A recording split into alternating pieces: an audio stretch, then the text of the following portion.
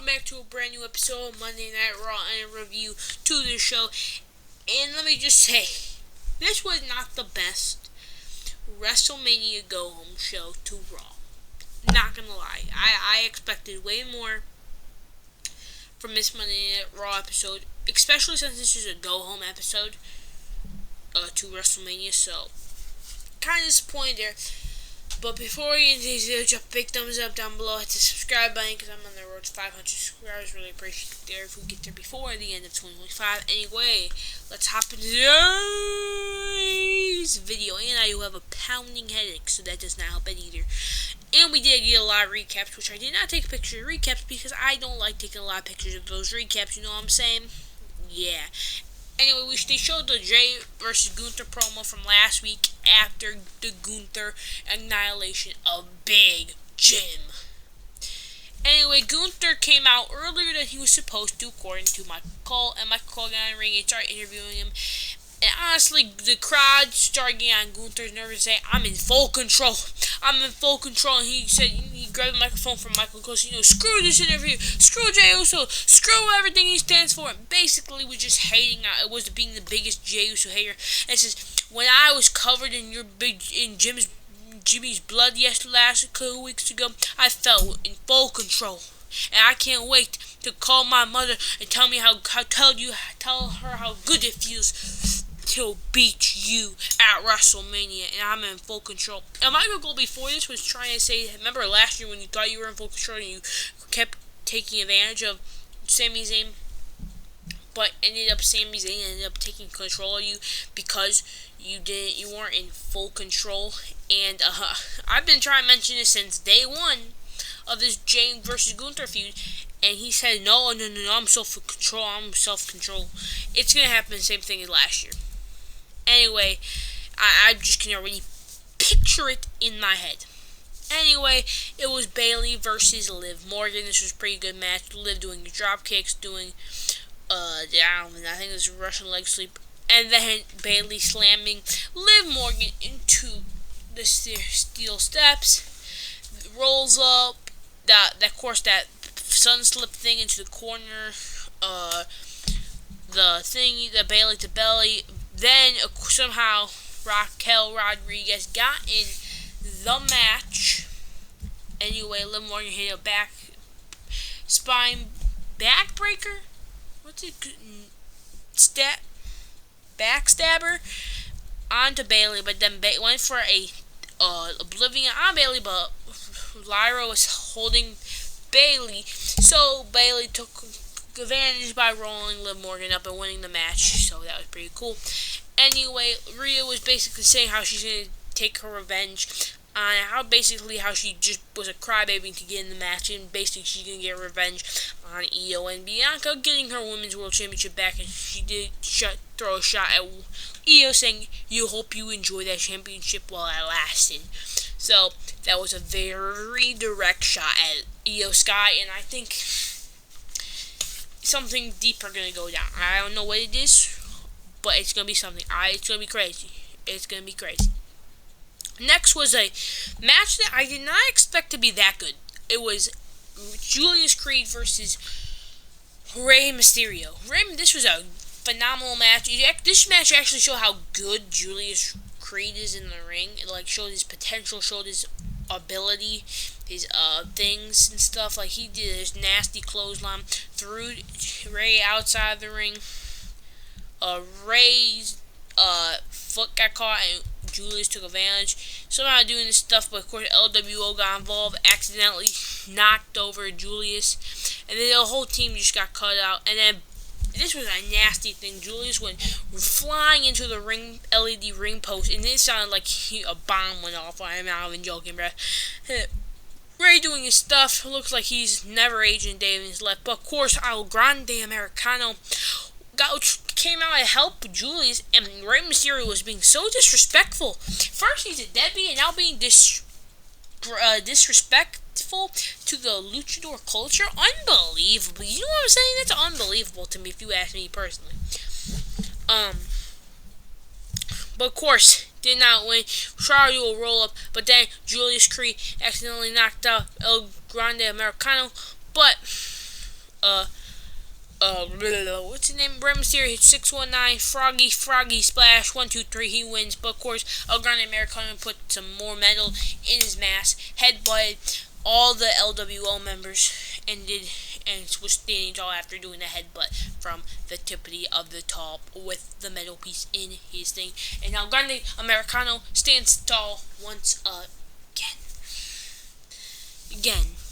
So that's pretty cool to see for El Grande Americano. Man, he's so good in the ring, bro. Just crazy.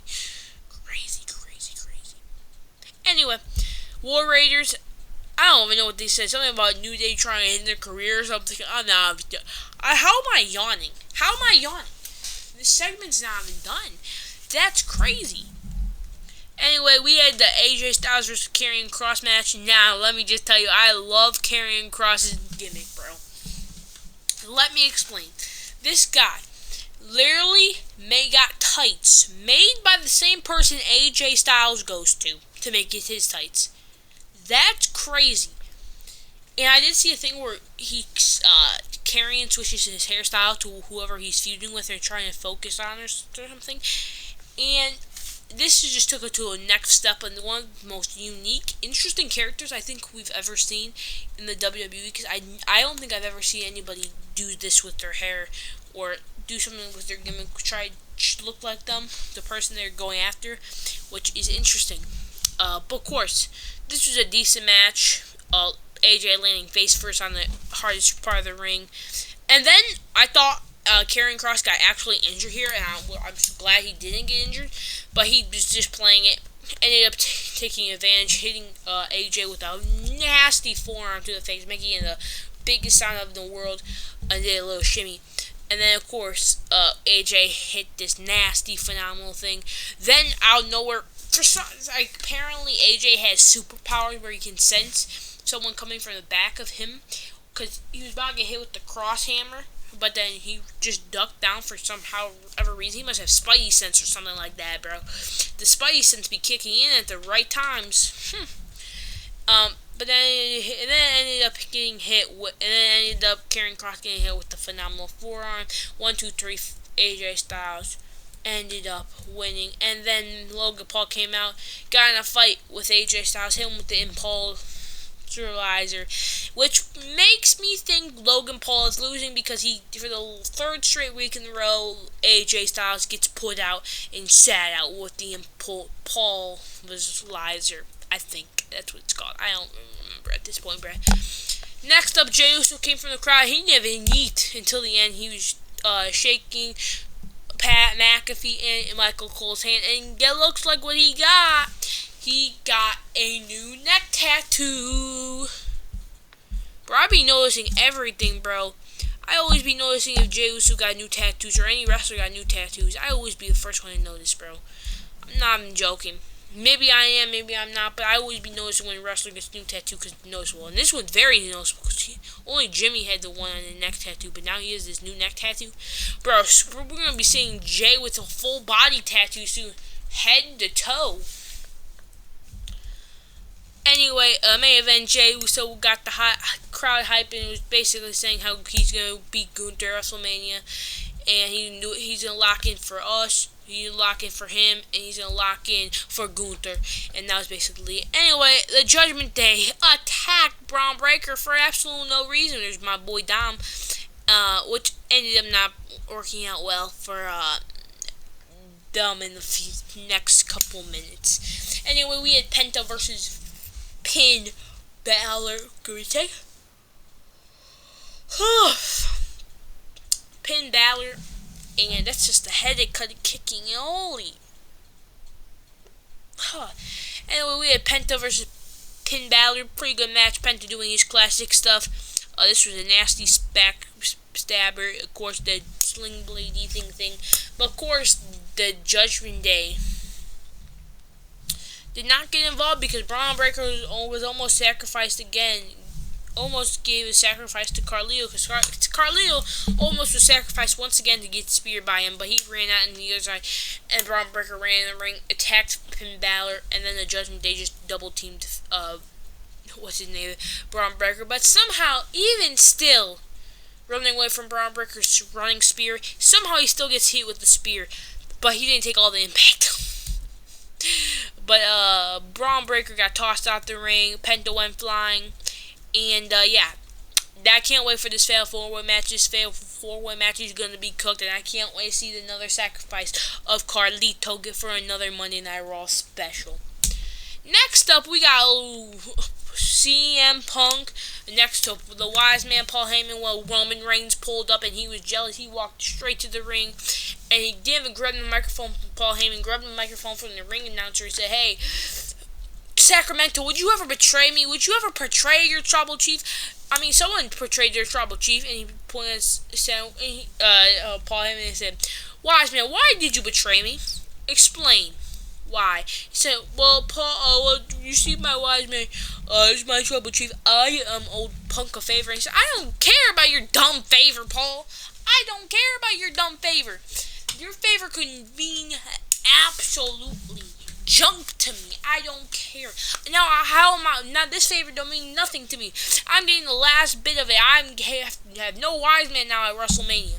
And then when Seth Rollins came out and said, see, there's a reason, Roman, why he chose Punk over you. And started getting in Roman's head and said, "Oh, I understand now. Yeah, I understand. I made my decision." Dropped the microphone, clotheslined Seth Rollins out of the show, threw him into the barricade, but then Paul Heyman said, "I will acknowledge you, wise man," and boom, right, a hand to the face, but CM Punk came out, beat up Roman Reigns, but Roman Reigns hit Punk with a spear, but then Seth Rollins took the iconic steel chair to the back of Roman Reigns, getting his payback from 1 year ago, curb stomping CM Punk and curb stomping Roman Reigns, and Paul Heyman was like,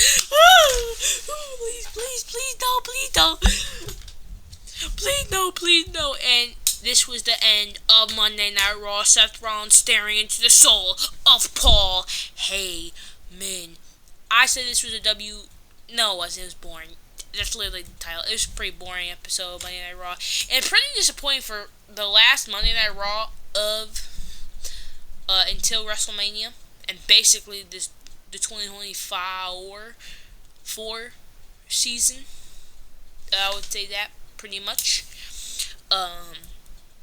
Because I feel like WrestleMania is the end, or like the NBA Championship, or NBA Finals, or like the Super Bowl, or the World Series, or like, I don't even know what other sports there would be to make this. But WrestleMania, I feel like it would be like the end goal, like the end of the season. And then after that, it starts with the 2025 season, in my opinion. But hopefully SmackDown is way better, because I can't go through this another boring episode like this, bro. Cannot wait. And I cannot wait for SmackDown to go back to 2 hours. But that's all I have, guys, for you guys today. Put in the comments below what you thought about this Monday Night Raw. Anyway, hope you have a beautiful rest of your day. See you tomorrow. Bye.